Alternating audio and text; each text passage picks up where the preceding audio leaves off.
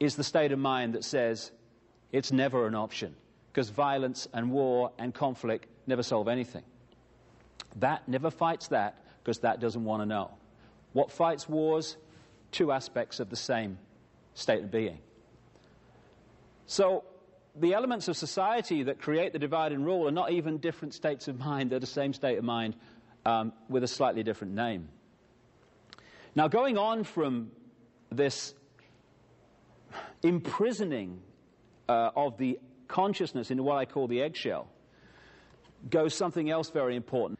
Well, this is the structure that has allowed this control by the few of the many to go on throughout this period I'm talking about.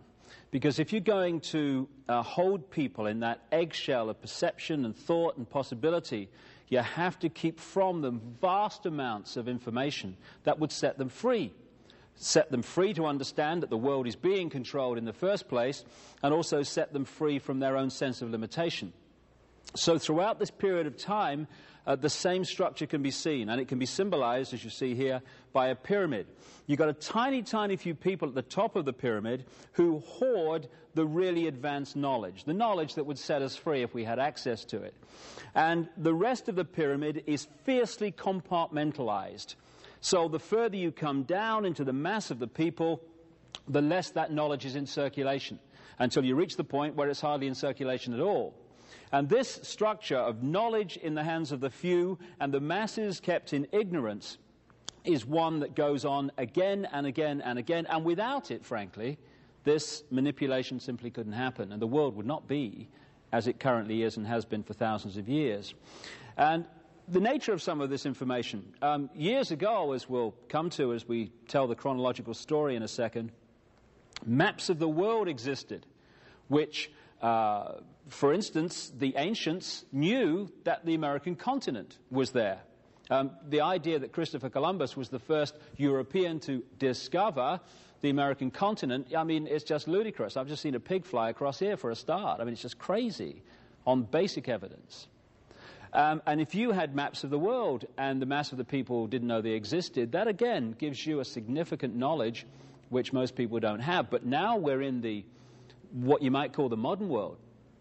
We're in a situation where fantastic technology exists outside the public arena, which we don't know about. And if we did, it would be a very different world. A little while ago, when I started to get a bit of a profile in this information, I was invited to a meeting with a guy in America who works for the CIA as a scientist, against his will. And he told me of the amazing technology that has not just been available more recently, it's been available for decades. Technology that would create abundant growth in deserts without water, end of famine in Ethiopia and other places in the world. That would give us all the power and warmth we need in our homes, in our businesses, in our factories, without using polluting fossil fuels and these other sources which are doing such damage to the planet. Technology which could cure cancer and so-called incurable diseases exists now. Why don't we have it? Because it would set us free, it would give us choice, and choice equals freedom. Lack of choice equals the opposite of freedom, the imprisoning eggshell that I'm talking about. So it's kept from us. And I asked this guy, just to give you an idea of what's going on the other side of the movie screen that's projected at us via the media and education and what we laughingly call that. I said to him the obvious question, if you don't like doing all this, why do you work for the CIA against your will? And he opened his shirt and he said, this is why.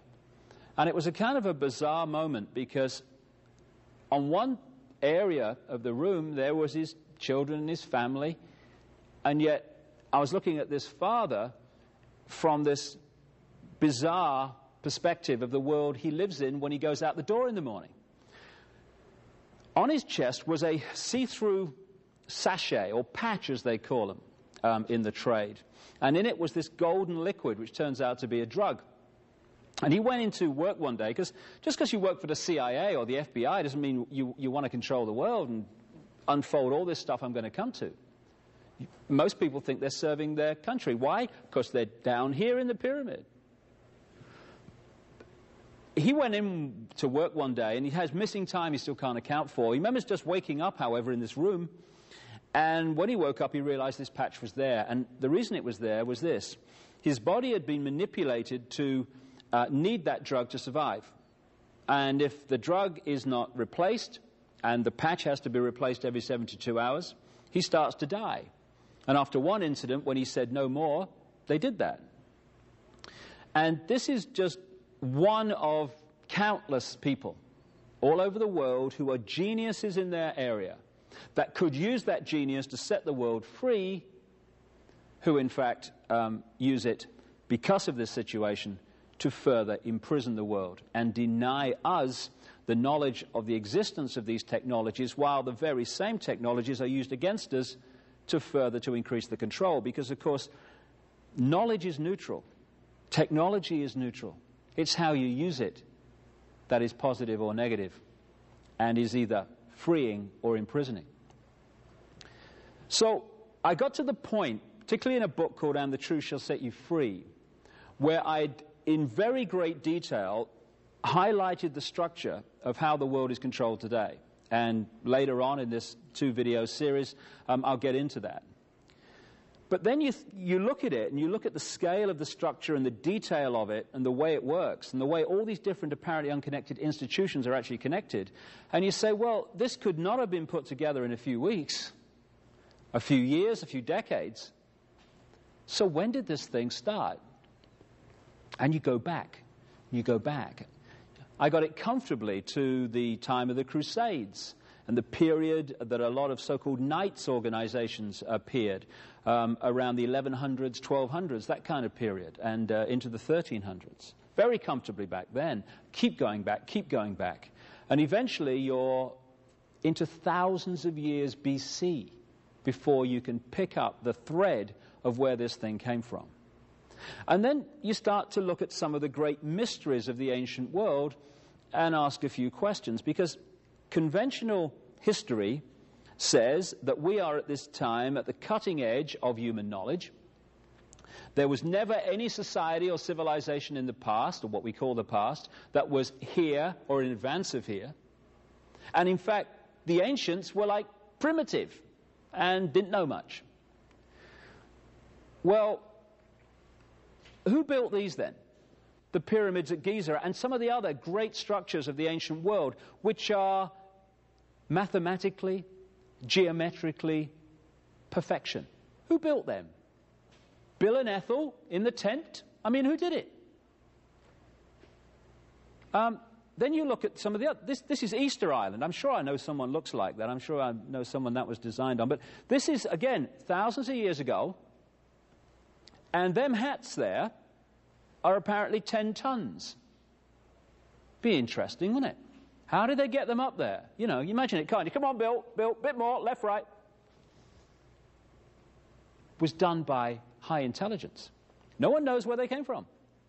All the pyramids. Look at this. This is in Peru. Now, this has been done by an axe and chisel, isn't it?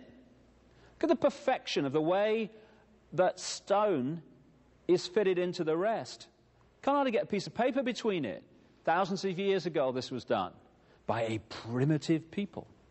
Oh, aye. Places full of pigs flying. Look at the size of this in Peru. You know, again, all right, Bill, bit heavier this time, to the left. Fantastic knowledge created these things in the ancient world. This stone there in the center is one of 3 weighing 800 tons, called the Trilithon, in a place called Baalbek, in what we now call the Lebanon. Thousands of years BC, that was built. And those 800-ton blocks had to be moved at least a third of a mile. Primitives did that.